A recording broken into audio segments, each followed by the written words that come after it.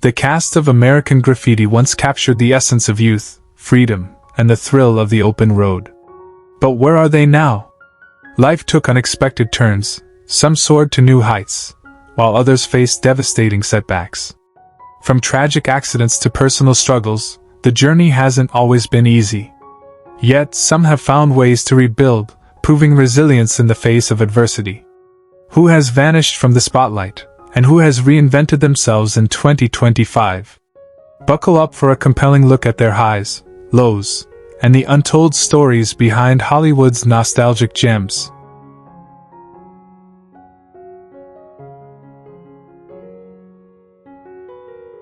Cindy Williams, who portrayed Laurie in American Graffiti, was 26 years old when she lit up the screen as the sweet yet restless girl next door. Her role gave a glimpse into the tug-of-war between tradition and independence for women in the early 60s. Though the film brought her initial acclaim, her career stumbled afterward. She struggled to find roles beyond comedic support, and after a few failed pilots and minor guest appearances, her star dimmed. Williams married musician Bill Hudson in 1982, but their union quickly grew turbulent. They had 2 children, Emily and Zachary, but acrimonious custody battles followed their bitter 2000 divorce. Williams became estranged from her daughter for over a decade. She also battled alcoholism and chronic depression, especially following her mother's suicide and a brother's overdose. Financial missteps led her to declare bankruptcy in 2011. Her later years were spent in quiet seclusion, occasionally attending fan conventions. She died on January 25, 2023, at the age of 75 due to a brief illness. Her estate, once promising, had dwindled to an estimated $250,000, largely from residuals and memorabilia sales. Despite everything, she remained beloved by fans who remembered Laurie's smile long after the lights dimmed. Mackenzie Phillips, who played Carol at just 12 years old, captured hearts as the street-smart teen with a sharp wit and deeper vulnerability. Born into Hollywood royalty, her post-American Graffiti life unraveled fast. Fame hit young, and by 18, she was deeply addicted to drugs, arrested multiple times, and fired from one day at a time for erratic behavior. Her 2 marriages, to musician Shane Fontaine and later actor Jeff Sessler, ended in heartbreak, strained by addiction and emotional abuse. She had 1 son, Shane Jr., who struggled with his own demons. Perhaps most tragic was her revelation in 2009 of an incestuous relationship with her father, musician John Phillips, which shocked the public and alienated much of her family. Mackenzie spent years in and out of rehab before finding some solace in recovery work. She now lives a quiet life in Northern California, working as a counselor and writing about trauma.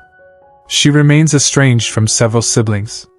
Now 65, Phillips has limited contact with Hollywood and an estate valued around $400,000, largely from book royalties and counseling services.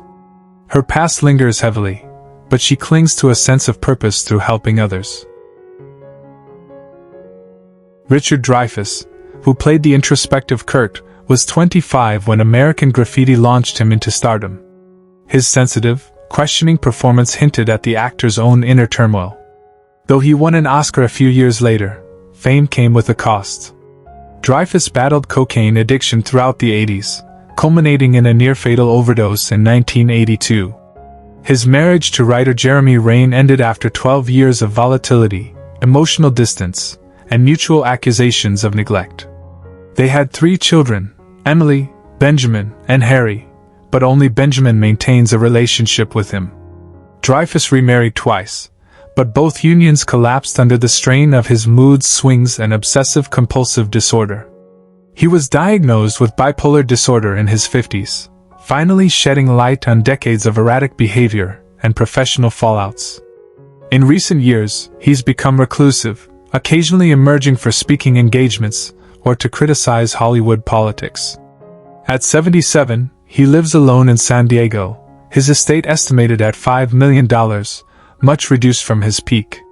Haunted by regrets and what-ifs, Dreyfuss remains a brilliant yet tormented figure who never fully found the peace his character so longed for.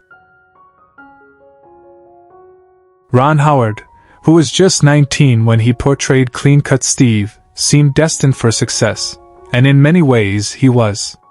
His shift from acting to directing was seamless, bringing blockbusters like Apollo 13 and A Beautiful Mind to life.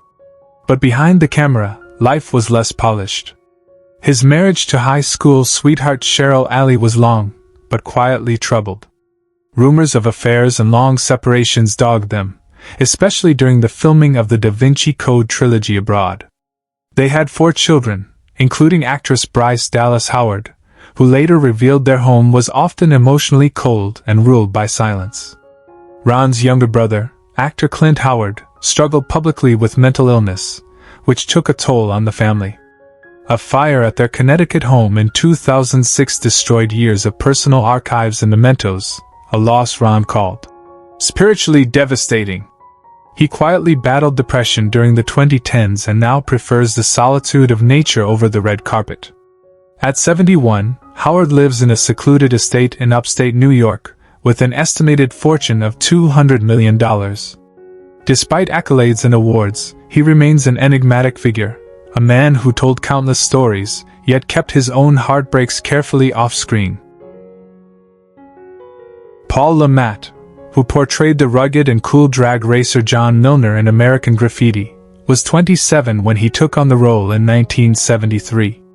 His portrayal of a stoic loner struggling with fading youth and a changing world resonated with audiences. Though the film catapulted him to stardom, Le Mat's career never fully recaptured that early success. He took roles in lesser-known films and struggled with typecasting. He married actress Suzanne de Passé in 1980, a union that endured 2 turbulent decades. They had 2 children, Dominic and Elise, though family life was far from peaceful. Estranged from both children in later years, Le Mat retreated into reclusion. He battled depression, alcoholism, and a publicized bankruptcy in the 2000s. After a brief comeback attempt in indie cinema failed, he vanished from the spotlight. Now 79, he lives alone in a modest Nevada home, surviving on pension checks and the fading glow of a Hollywood past. His estate is estimated at just $120,000. A sharp decline from the heights of his early fame. Charles Martin Smith, who played nerdy, endearing Terry, the Toad, Fields, was just 19 when filming began in 1972. His awkward charm and comic timing made Terry a fan favorite. Post-American Graffiti, Smith found limited success in front of the camera and quietly shifted into directing. Despite critical acclaim for his work behind the scenes, he remained largely anonymous in the public eye. He married screenwriter Laura Penny in 1983, but their union, plagued by career disappointments and constant relocations, ended in 1996. They had 1 son, Caleb, with whom Smith has a strained relationship. His father's quiet despair and frequent absences defined Caleb's youth. Smith faced 5 personal tragedies: his mother's death, his divorce, a car accident that left him with chronic pain, professional rejection, and a battle with cancer in his 50s. Now 71, he lives a quiet life in British Columbia, seldom seen. His estate is estimated at $1.5 million, largely from residuals and property investments. Candy Clark, who was 26 when she played the free-spirited, fun-loving Debbie Dunham, brought a vulnerable boldness to the role that audiences adored. Yet the success of American Graffiti became a double-edged sword. While it earned her an Oscar nomination, it also led to being typecast in similar roles. Clark married singer-songwriter Marv Rosenthal in 1975, but the marriage dissolved within 3 years, citing infidelity and substance abuse. She never remarried and had no children, often stating that Hollywood left her no room for real life. She endured years of obscurity, working sporadically in television and resorting to convention appearances to make ends meet.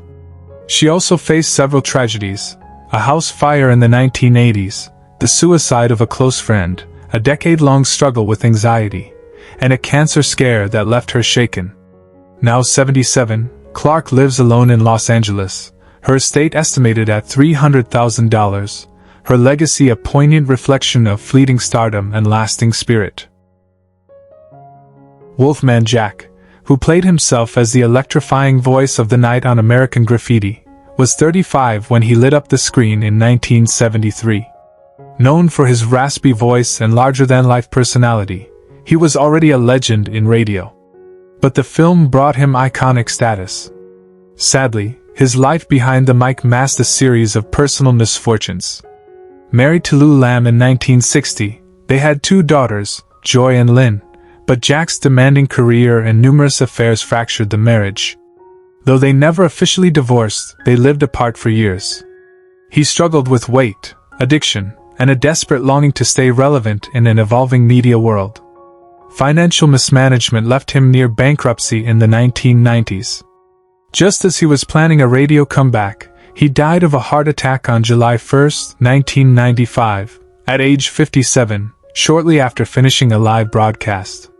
At the time of his death, his estate was estimated at $400,000, mostly tied to radio royalties and memorabilia. His energy lives on, forever spinning through the night air.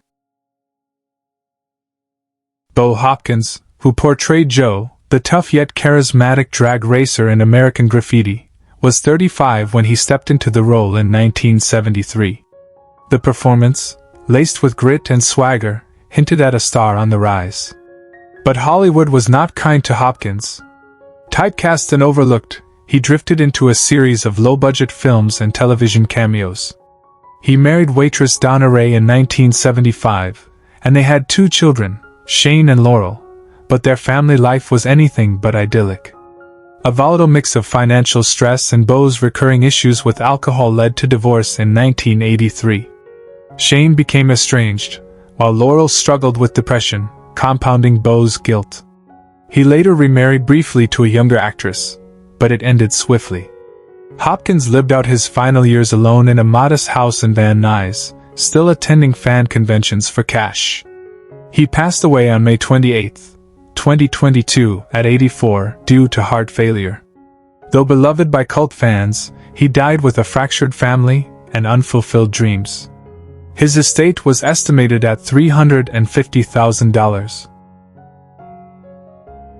Harrison Ford, who played Bob Falfa, the reckless, leather-jacketed street racer, was 30 during filming and already frustrated with bit parts. Though American Graffiti helped ignite his rise, it also haunted him with the image of a rebel he never truly identified with. After fame exploded with Star Wars and Indiana Jones, Ford endured 3 marriages. First to Mary Marquardt, then screenwriter Melissa Matheson, and finally actress Callista Flockhart. With each came emotional distance. His son Benjamin battled addiction, and daughter Georgia suffered from lifelong health issues, adding a shadow to Ford's intense public persona. Though wealthy and revered, he often retreated into isolation, haunted by the roles he never got and the connections he lost. A plane crash in 2015 nearly killed him, deepening his introspection. Now 82, Ford lives in quiet retirement in Wyoming, rarely seen, reading philosophy and regretting missed moments with his children. His estate is estimated at $300 million, though money brought little solace. Del Close, who portrayed Jack, the eccentric DJ in American Graffiti, was 39 in 1973. Known for his wild energy and improvisational genius, Close brought chaotic brilliance to the screen. Yet, behind the scenes, he was tormented by mental illness and lifelong addiction. After the film, he returned to Chicago to mentor generations of comedians at Second City, but his personal demons followed. Close never married but had countless volatile relationships, including a disastrous decade-long affair with actress Lee Madison, who later died by suicide. He fathered a child, Milo, whom he never met. Close suffered from depression, chronic illness, and poverty. In 1996, he attempted to sell his skull to be used in Hamlet productions, a symbol of his own theatrical tragedy. He died on March 4, 1999, at age 64 from emphysema. At his request, his ashes were mixed with props and scattered in the theater. His estate was estimated at a mere $50,000, most of it in debt and unpaid royalties. Lynn Marie Stewart, who played the sweet, Bubbly Bobby in American Graffiti, was 26 when she charmed audiences with her innocence and humor. Off-screen, her life was far more turbulent. She found modest success in TV, most famously as Miss Yvonne on Pee-wee's Playhouse, but fame never secured peace. She married set designer William Crest in 1978, and they had one son, Eli, who later cut ties with her due to her long battle with prescription drug dependency. William left her in 1990 after years of emotional distance and infidelity rumors. Lynn struggled with anxiety and public invisibility, often appearing at conventions to make ends meet. In her later years, she lived alone in a small apartment in Pasadena, occasionally teaching acting classes but growing increasingly reclusive. She passed away on February 21, 2025, at age 78 from complications due to COPD. Her estate, consisting of modest savings and memorabilia, was valued at around $120,000. Terrence McGovern, who portrayed Mr. Wolf, the amiable yet slightly bumbling high school teacher, in American Graffiti, was 30 years old when the film premiered in 1973. His warm, comedic presence brought levity to a film filled with youthful angst and nostalgia. After the movie, McGovern struggled to find roles that matched his talents, often typecast as quirky side characters in forgettable TV shows and commercials. He married theater actress Ellen Marlowe in 1978, but their relationship dissolved after 9 turbulent years, marred by McGovern's bouts of depression and alcoholism. They had one son, Tyler, who became estranged from his father in adulthood.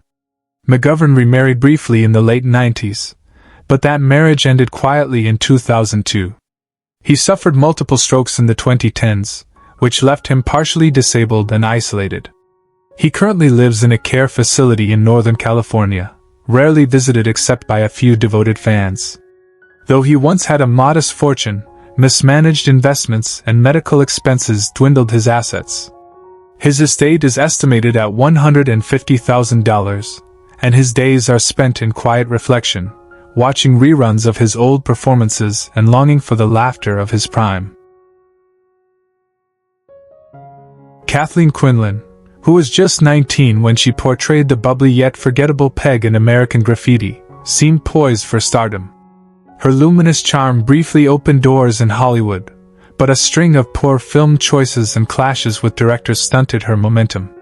She married set designer Marcus Doyle in 1981, a union marked by public spats and infidelities.